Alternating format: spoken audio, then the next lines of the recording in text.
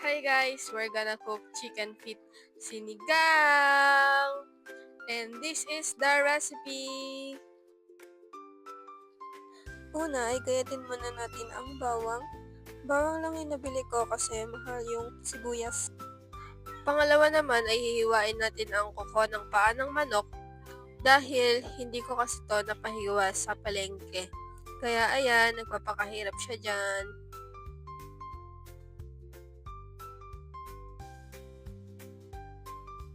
Sunod naman ay hihiwain natin ang paa ng manok sa gitna. Hindi naman halatang nanggigigil ako dyan, no? Sobrang pearl kasi ng kutsilyo. At nandito na tayo sa ating dirty kitchen. Bubuksan na natin yung kalan para pakuluan ang alin? Ang chicken feet. Papakuluan natin siya ng around 20 to 30 minutes para mas lumambot at mas masarap.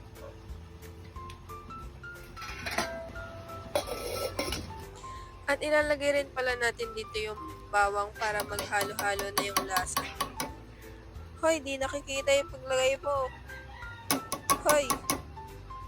Ayan, kita na.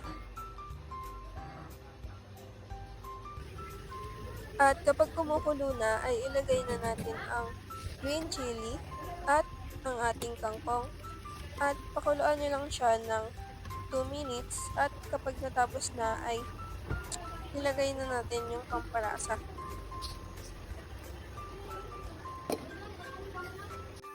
At nalagay na natin ang pampalasa at pampaasim.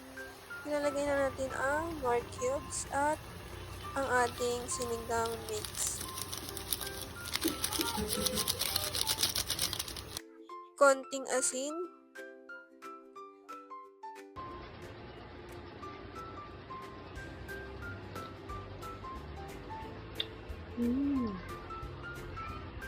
At ito na ang ating sinigang na paa ng manok.